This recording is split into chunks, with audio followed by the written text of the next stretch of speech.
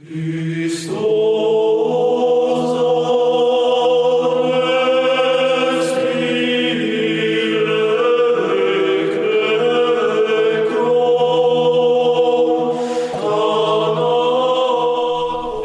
I'm Peter Adamson, and you're listening to the History of Philosophy podcast, brought to you with the support of the Philosophy Department at King's College London and the LMU in Munich, online at historyofphilosophy.net.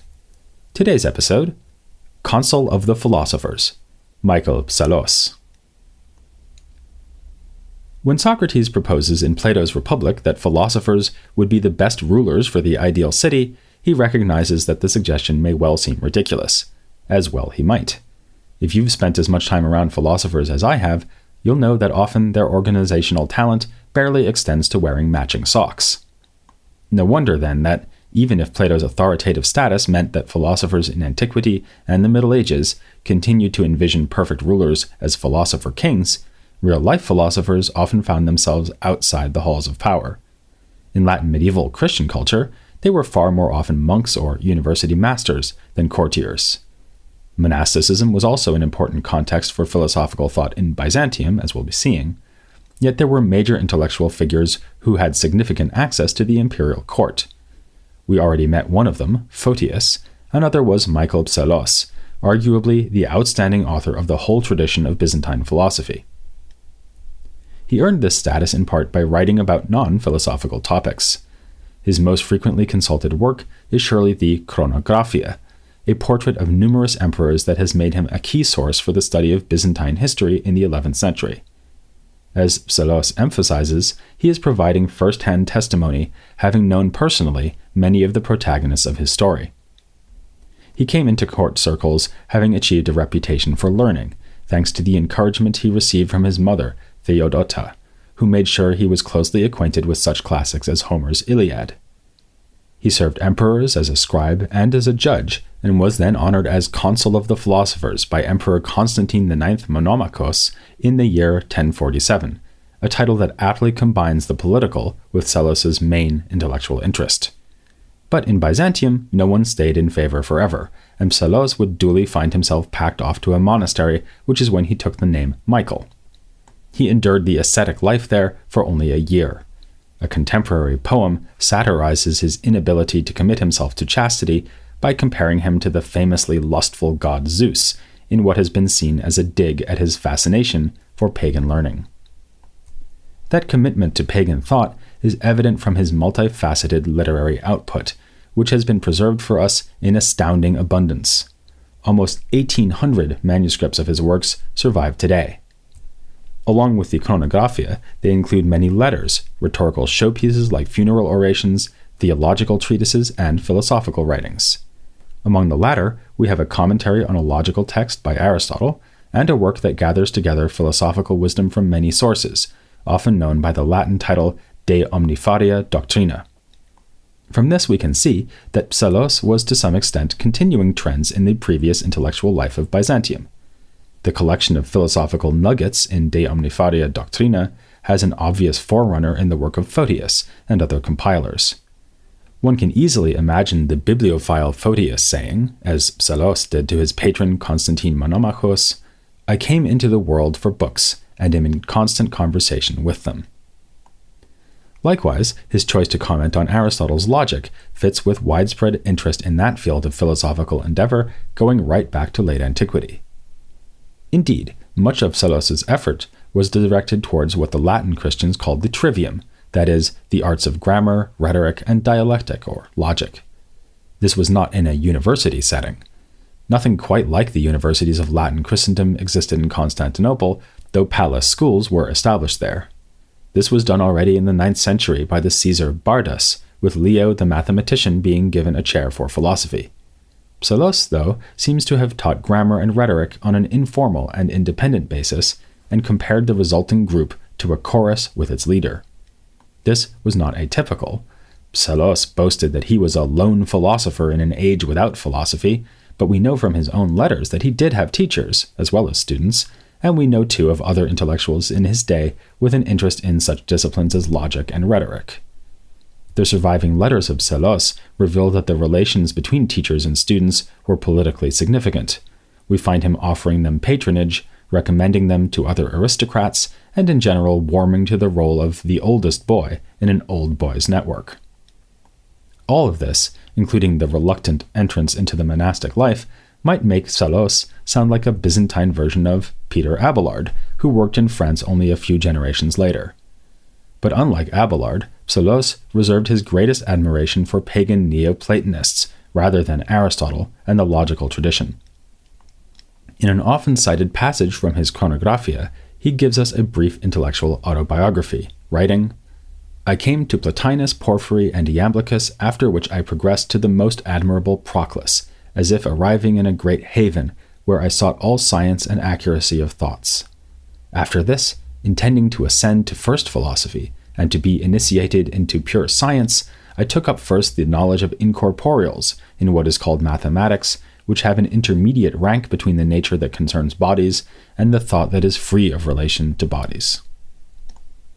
Actually, that threefold classification of sciences into physics, mathematics, and metaphysics, or first philosophy, with the three disciplines corresponding to three types of being, goes back ultimately to Aristotle, but it's still pretty clear from the passage that Psellos is enthusiastic about Platonism.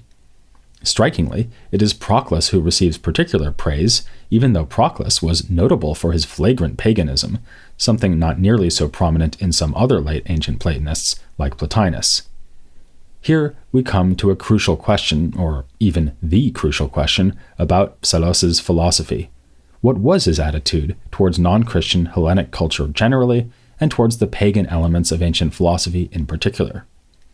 It is not easy to give an answer, in part because it is hard to know which parts of Psellos's vast corpus of writings record his considered personal views.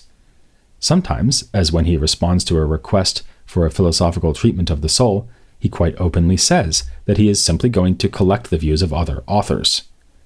Even in this sort of case, though, his choice of material may seem to imply approval. Indeed, it has been said that Psellos quotes what he agrees with and tends to leave under silence statements with which he disagrees. Others think that a philosophical compilation like De Omnifaria Doctrina is unreliable as a guide to his true convictions and thus point us towards his theological writings. The most radical view has been put forth by Anthony Caldelis, who wrote a study of the Chronographia arguing that Psellos cloaked his true and essentially anti-Christian sentiments in all his writings, betraying them only with hints and indirect allusions. But this interpretation is difficult to square with Psellos's writings on theology, and Caldelis is often forced to resort to the expedient of insisting that Psellos means the exact opposite of what he says. In fact, it seems clear that Psellos was both a sincere Christian theologian and a devotee of classical learning who was fascinated by pagan philosophy. His solution to this tension was to present Hellenic materials in a positive light, while also distancing himself from them. We see this in a letter he wrote to his colleague John Xiphilinos, who was given a chair of rhetoric the same year that Psellos was honored as Consul of the Philosophers. Psellos would later write a funeral oration for him. In the letter, Psellos takes umbrage at being called a follower of Plato. On the one hand, Psellos is glad to style himself as a Platonic philosopher, but he rejects the implication that he is thereby departing from orthodox religious belief. Allegory can be a useful tool for finding the truth in Hellenic sources, and Psellos takes this approach to the Iliad and the Odyssey, just as the Neoplatonists had done before him. When Homer speaks of Zeus and the other gods, we should take this to refer to the one god of Christianity surrounded by the angels, while Troy's seizing of the beautiful Helen symbolizes foolish attachment to the things of this world. Psellos says that it would obviously be madness to expect anyone to abandon Christianity in favor of pagan wisdom, yet the Christian should nonetheless take cognizance of Hellenic thinkers, and if they somehow stand a chance of helping you towards the truth, then make use of them. Confirmation of this can be found in Psellos's commentary on the Chaldean oracles. Of unknown authorship, this late ancient body of writings was seen by Neoplatonists as a work of divine inspiration. Its ostentatious paganism could hardly be denied, and Psellos makes no effort to do so in his commentary, which draws on a lost commentary to the work by Proclus. Instead, Psellos presents the pagan teachings one by one and remarks on the compatibility of each with the Christian truth. He is not afraid to label certain ideas in the oracles and in Proclus himself as ridiculous, as for example the originally Platonic notion that the whole universe has a single soul. He is also forthright in his rejection of astrology and beliefs in the efficacy of magical items like amulets, though he is clearly interested in the occult aspects of pagan culture and writes a work about demons that will be read avidly by the Renaissance Latin philosopher Marsilio Ficino. Conversely, Psellos is not afraid to trumpet agreement between Christianity and paganism when he can find it. Elsewhere, he remarks that Plato was not far off the truth, and, in an alien guise, mystically discourses on our theology. In a discussion of the possibility of receiving a revelation from God, he points out that pagans had similar ideas, writing, "Do you see how the strongest part of the Greeks agree with us, despite disagreeing on the words? For what we name Holy Spirit, they call intellect as a whole, and intellect from the outside." That last phrase, intellect from the outside, is a favorite philosophical borrowing of Psellos. He takes it from Aristotle's zoological works, where it is remarked that the intellect comes into the animal from the outside, and that it alone is divine, because intellectual reasoning involves no physical process. For Psellos, this is an anticipation of the Christian idea that God, and in particular the Holy Spirit, can bestow knowledge on humans. This sort of help is needed because God is in himself inaccessible to the human mind. He appears to us only through his workings in the world, and most perfectly in the so-called gifts of the Spirit.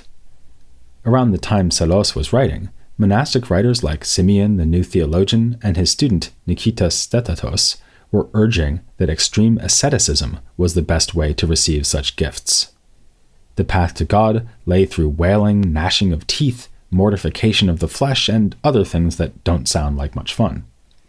As for Psellos, he actually owned some monasteries, yet he was little impressed by many of the supposedly holy men of his day, seeing them as hypocrites.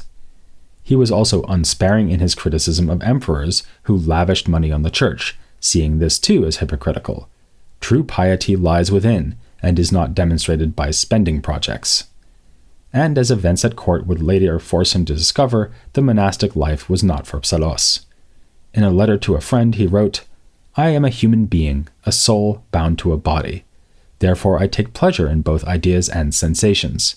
If someone places his soul above the body, he is both happy and blessed, but I would be content even if I lived half for the body." And in another letter to a judge, "I am partly divine while living in a body. So I do not like to be completely earthbound, nor am I convinced by those who compel us to soar beyond nature." He then adds that his favorite proverb is, "Avoid extremes." His attitude towards Christian asceticism, then, is not unlike his attitude towards pagan philosophy, admiring but also taking critical distance. To put the point in the terms of ancient ethics, Psellos' more rigorous contemporaries urged their fellow Christians to achieve the state of apatheia, that is, freedom from all bodily passion and desire. Psellos was content with the more modest goal of metriopatheia, meaning the moderation of the passions. This brings us full circle to the question of what it means for a philosopher to be involved in political life. For Psellos, political virtue lies in the middle between a bodily life devoted to pleasure and a divine life that separates the soul from the body as much as possible and consists in pure contemplation. Such contemplation can never reach true fulfillment in this life, since, as just mentioned, God is ungraspable. This teaching is one that Psellos could find in both the Greek fathers and in Neoplatonists like Proclus, who put the first principle beyond the world of intellect. Psellos thus imagines a supra-rational state in which the mind drinks from the river in silence, as he puts it, inspired by the tale of Christ's suffering. Despite such enthusiastic, even mystical remarks, in his own life, Psellos was content with mere political virtue. His approach to ethics was a realistic one, committed to virtue and aspiring to divinity, yet in the end not demanding too much. This is well illustrated by his attitude towards the monk Elias, who features in a number of Psellos' letters. Psellos expected this man to be a paragon of self-restraint, and was taken aback when Elias turned out to be a fun-loving chap with a good line and amusing anecdotes about brothels. Psellos cannot help enjoying his company, and after Elias's death, he expresses the hope that this entertainingly naughty monk may find a place in the afterlife, between heaven and hell. Psellos applies a similarly forgiving standard to the rulers of his day.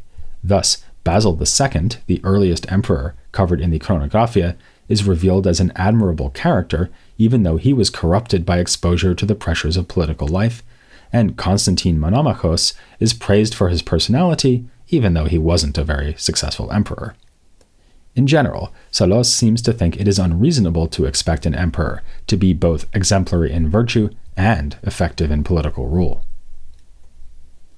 So far, we have only scratched the surface of Psellos' varied and fascinating output, but that's okay, because he's going to be with us for several more episodes to come. We'll be moving beyond narrowly philosophical literature, all those commentaries on Aristotle and allusions to Proclus, but Psellos will continue to play a significant role.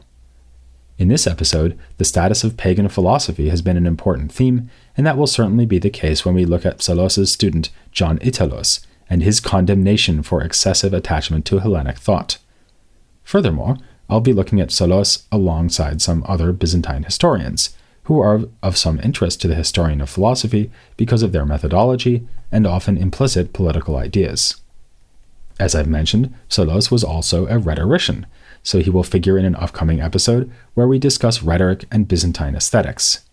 And he will also be important in an installment devoted to women in Byzantium because of the encomium he wrote for his mother. But before getting any further into this mini-series of episodes, a season of Psellos, if you will, we'll be talking to one of the world's leading experts on his thought. Join me next time for a man who might fairly be honored with the title Consul of the Philosophers, Dominic O'Mara, here on The History of Philosophy Without Any Gaps.